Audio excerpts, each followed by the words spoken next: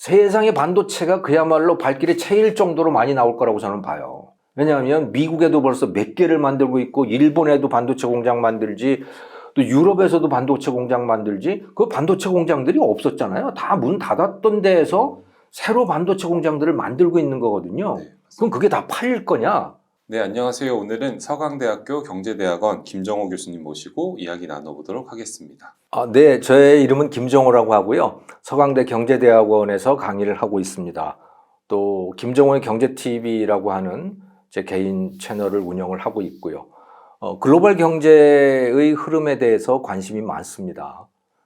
달러 시장이라든가 또 채권, 글로벌 부동산 시장에 대해서도 좀 관심이 있고요. 그리고 또 역사, 경제의 역사에 대해서, 그러니까 현재 일어나고 있는 이 사건들의 그 뿌리가 어디에 있는지에 대해서도 또 관심을 많이 가지고 있습니다.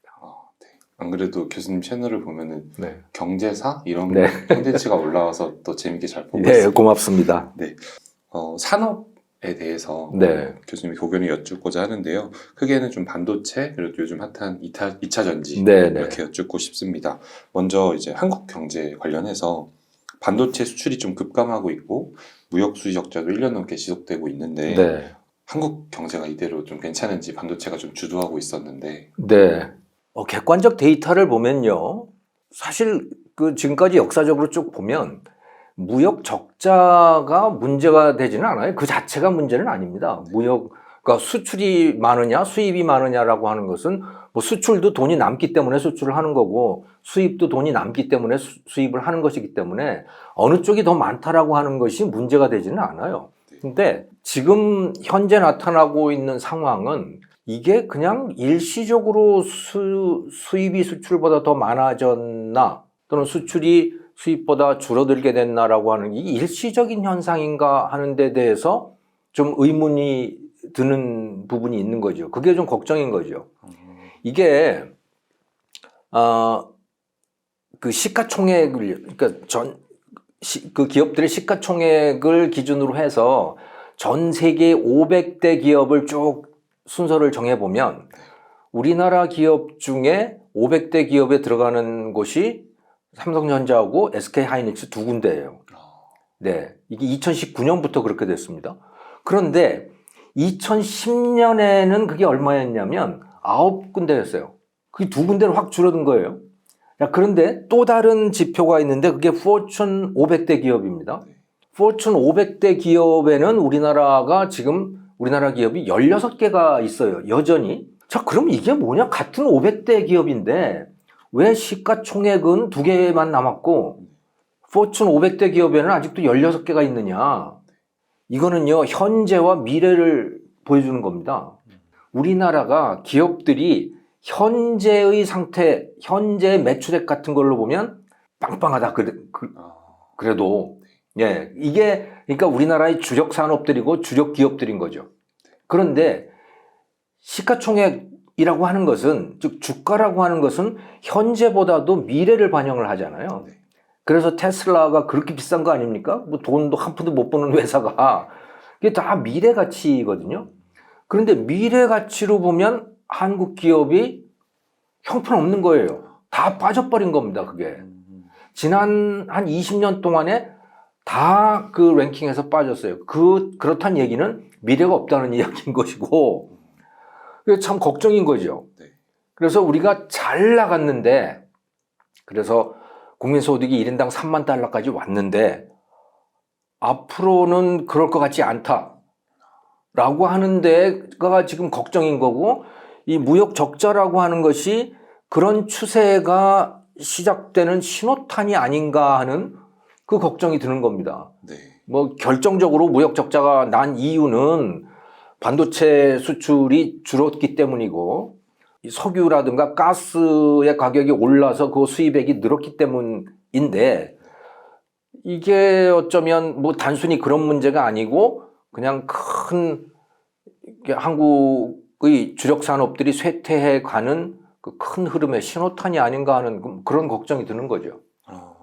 네, 그러면은 지금 시총 500대 안의 기업은 저희 나라가 2개밖에 없다고 네, 하시는데 우리나라 2개밖에 없습니다. 지금 그럼 늘어날 가능성은 조금 희박하다고 보시는 건가요? 지금 반도체 기업들의 주가가 계속 빠지고 있어서 네. 뭐 요즘 뭐 요 며칠 사이엔 조금 나아졌지만 오히려 그것도 아닐 수도 있어요. 하나만 남을 수도 있는 거고. LG 에너지 솔루션, 그러니까 배터리는 아주 전망이 좋은 거죠. 그래서 배터리 부문에서 들어갈 수는 있을지도 모르겠다. 오히려 근데 반도체 부분에서는 지금 두 개도 위태위태하다. 예. 근데 이 반도체는 좀 역설적이에요. 반도체 시장은 앞으로 엄청 커질 겁니다. 세상의 반도체가 그야말로 발길에 채일 정도로 많이 나올 거라고 저는 봐요. 왜냐하면 미국에도 벌써 몇 개를 만들고 있고, 일본에도 반도체 공장 만들지, 또 유럽에서도 반도체 공장 만들지, 그 반도체 공장들이 없었잖아요. 다 문 닫았던 데에서 새로 반도체 공장들을 만들고 있는 거거든요. 네, 그럼 그게 다 팔릴 거냐? 안 팔려요. 그런데 왜 그렇게 하느냐?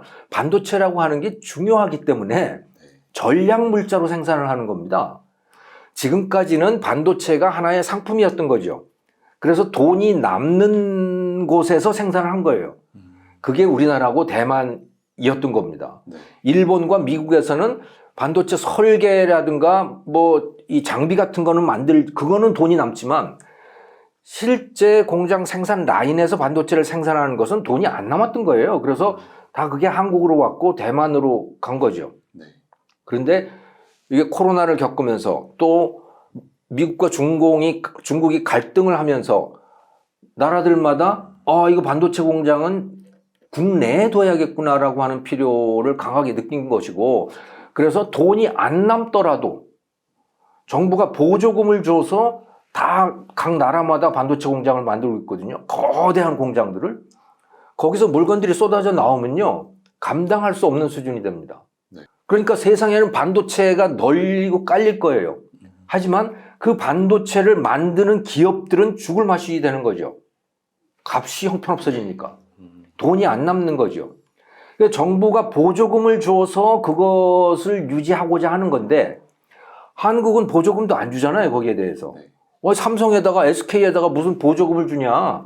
안 그래도 돈 많은데, 이렇게 생각들을 하지 않습니까? 그럼 보조금을 못 받는 반도체 기업들은 뭐 거의 문 닫을 지경이 될 수밖에 없을 거라고 저는 봐요. 그럼 이렇게 조금 부정적 전망을 하시는 요 포인트에서 공장들이 완공되고 네. 거기에서 반도체가 좀 쏟아져 나오는 기간은 혹시 몇 년 정도부터 될까요? 그거 한 3년 정도 후면 뭐 충분히 가동이 되지 않을까요? 되게 가까운 미래 예. 얘기네요. 일본도 쿠마모토에 지금 시작을 한 것 같고, 아니 나라들마다 EU 그 유럽 연합도 이제 시작을 하려고 하고, 미국에는 뭐 여러 개가 들어오기 시작했고, 그래서 이게 보통 일이 아닙니다, 반도체가. 네, 그럼 좀 이어서 질문을 드리고 싶은 게, 그럼 한국 이제 반도체는 또 삼성전자가 이끌고 있다라고 저희가 늘 생각하고, 네. 또 심지어 코스피도 삼성전자 같이 움직인다라고 네. 생각하는데, 지금 최근 들어서는 삼성전자가 실적은 좀 어려울지 몰라도 계속 공격적인 투자를 하고 있는데요. 네. 이 부분에서는 이 위기감에 대한 좀 발악이라고 할 수 있을까? 아니면 오히려 자신감의 좀 표출이라고 볼 수 있을까요? 삼성은 지금까지 그렇게 해서 성공을 해온 거죠. 그렇죠. 어려울 때 공격적 투자를 해서 경쟁자들을 싹 문 닫게 만든 거예요, 말하자면. 그러니까 2000년대 이전에 메모리 생산 기업이 20개가 넘었어요. 그런데 지금 3개 남았잖아요. 맞습니다. 삼성하고 SK 하이닉스하고 마이크론. 네. 일본 기업도 다 문 닫고, 뭐 독일 기업도 문 닫고, 대만 기업들도 다 문 닫았거든요. 그러니까 뭐 완전히 문을 닫은 건 아니지만 다 레거시 노드라고 하는 구형 반도체에서 그냥 머물러 있는 거예요. 그러니까 첨단 반도체를 생산을 하려면 엄청난 신규 투자가 필요하기 때문에 그걸 할까 말까 다들 고민을 하는 거죠. 네. 첨단으로 갈수록 전 세계에 남아있는 반도체 공장의 숫자가 몇 개 되지가 않는 겁니다. 그게 채산성이 맞지 않아요. 네. 워낙 이 투자 규모가 크기 때문에. 그런데 그러면 누가 그거를 공격적으로 밀고 나갈 거냐? 이건 망할 것을 각오를 해야 되는 겁니다. 리스크 테이킹을 하면서. 예. 그러니까 성공하면 하나가 남지만 까딱 잘못하면 그가 망하는 거예요. 네. 그냥 리거시 노드, 과거의 구형 생산 구형 반도체로 그냥 남아있으면 망하진 않죠. 그냥 그 상태로 있으면 되니까.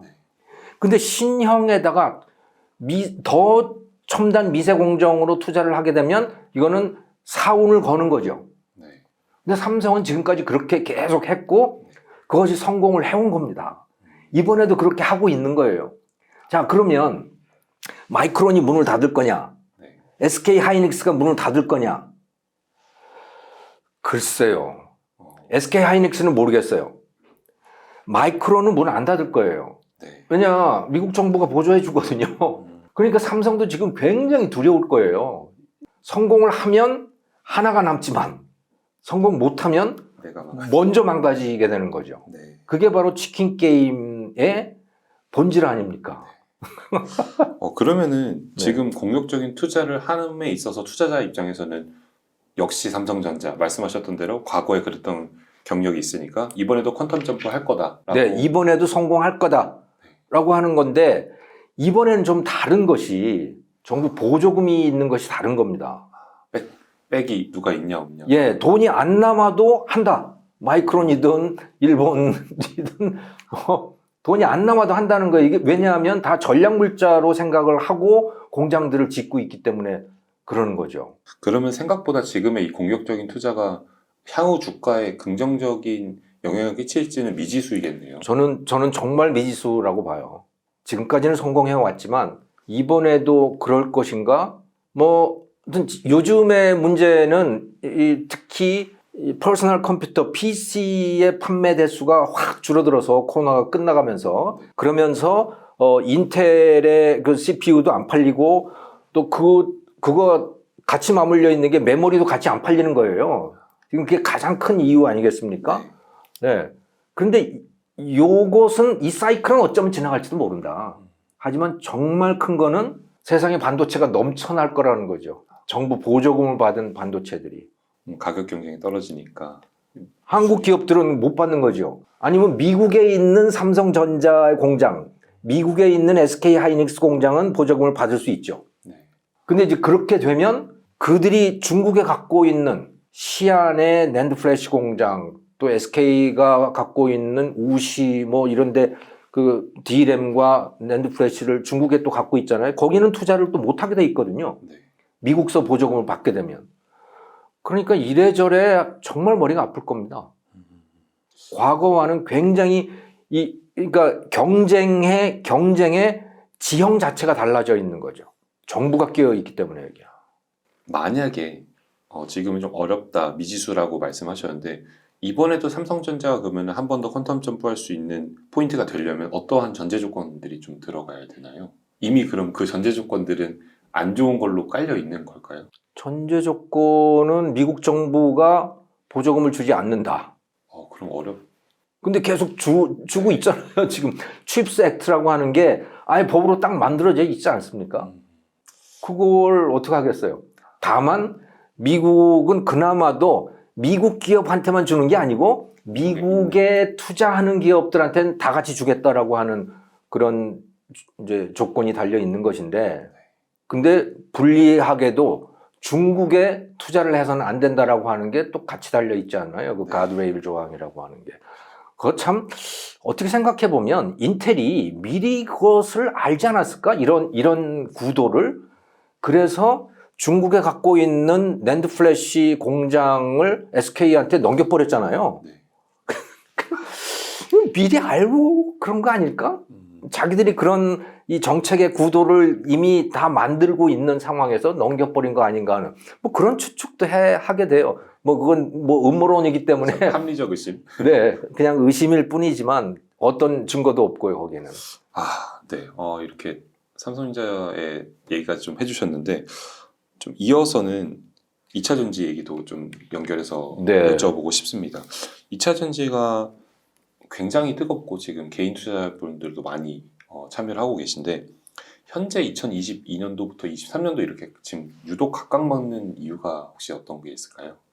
뭐 이건 워낙 잘 아시는 내용들이어서 뭐 특별히 반복할 필요는 없지만 아무튼 앞으로 전기차가 대세가 될 거라고 하는 거는 누구도 부인할 수가 없는 거고 네. 지금보다 최소한 10배는 늘어날 거다는 뭐 그런 전망은 충분히 할 수 있잖아요. 그럼 그 전기차라고 하는 것의 핵심은 배터리인 거고 2차 전지. 그리고 그것에 있어서 중국을 제외한 나머지 시장에서 최고의 기업들은 다 한국 기업들인 거고 배터리 2차 전지에서. 근데 중국의 그 LFP 배터리라고 하는 게 주행거리도 짧고 뭐 그렇다고는 하지만 최근에 꽤 좋아지는 듯한 느낌이 있는데 그거를 미국 정부가 IRA 인플레이션 감축법이라고 하는 걸 통해서 중국을 배제시키려고 하잖아요. 그래서 포드가 그럼에도 불구하고 CATL의 기술을 받아서 미국에다 공장을 세우겠다고 했는데 의회에서 국회의원들 중에 그것을 못마땅하게 생각하는 사람들이 많은 거예요. 어쩌면 그걸 아예 금지시킬 수도 있어요. 미국 의회가 법을 만들어서. 그러니까 중국의 배터리 기업들이 미국에 진출하기가 어렵다. 네. 앞으로 더 어려워질 수 있다. 그러면 그러니까 중국을 제외한 나머지 시장에서 최강자는 그건 분명하게 한국 기업인 거죠. 저는 그런 구도라고 봐요. 저는 거기에 대해서 기술적인 문제라든가 이런 건 잘 모르지만 큰 구도를 보면 그렇게 보입니다. 네, 그러면 이제 전기차 시장이 확장될 거라는 거는 기정사실화된 네. 미래인 거고 거기에 맞춰서 당연히 배터리 수요는 늘 건데 네. 그럼 이제 중국이 배제되는데 중국도 배터리 회사가 있지 않습니까? 그렇죠. 네, 이 부분에서 중국은 또 내수 시장이 큰 나라인데 네. 중국의 내수 시장만으로 중국 배터리가 최상위권으로 올라가지 못할 거다. 혹은 기술력이 그렇게도 좀 보시나요? 글쎄요. 저는 최소한 반도체와 배터리는 중국이 별도의 세상이 될 거라고 봐요. 우리가 사는 세상이 아니고 네. 다른 세상이어서 어쩌면 아무 관계도 없는 세상이 될 수가 있다. 그들만의 리그. 그들만의 세상이 되는 거다. 미국과 유럽 국가들 또 일본, 호주, 지금 우리나라도 거기에 가세를 해 있지만 중국을 완전히 배제시키려고 하고 있거든요. 네. 근데 이 중저가 제품들, 그러니까 일상에 우리가 쓰는 옷이라든가 가전제품이라든가 이런 거는 왔다 갔다 하겠지만 첨단 제품들, 국가 안보가 걸려 있을 정도의 기술들은 완전히 다른 세상이 될 거라고 봐요. 그래서 중국, 러시아, 파키스탄, 이란 이런 나라들 있잖아요. 터키. 이 나라들이 자기들만의 리그를 형성할 수밖에 없는 세상이 되어가고 있다는 거죠. 그럼 오히려 저희 2차전지 한국 기업들 입장에서는 그들만의 세상이 아닌 보편적인 시장에서의 리드가 될 수 있는 중국을 배제한 시장에서는 저는 한국 기업들이 2차 전지 시장에서 굉장히 좋은 기회를 만났다고 보죠. 그런데 소비자의 입장에서 보면 얘기가 다릅니다. 어떻게 다른가요? 비싸지죠. 전기차가 비싸지죠. 중국 기업이 있을 때보다 중국 기업이 강력하게 경쟁 상대 같은 시장을 놓고 경쟁할 때보다 한국 기업들이 비싸게 받을 거 아니에요. 당연히. 네. 그러면 주가는 좋겠지만 일반 소비자들 전기차를 사야 되는 사람들의 입장에서 보면 차값이 비싸지는 거죠. 물론 절대적으로 비싸진다는 것이 아니고 상대적으로 그러니까 두 개가 경쟁할 때에 비해서 경쟁하지 않을 때에 전기차 값은 더 비싸다.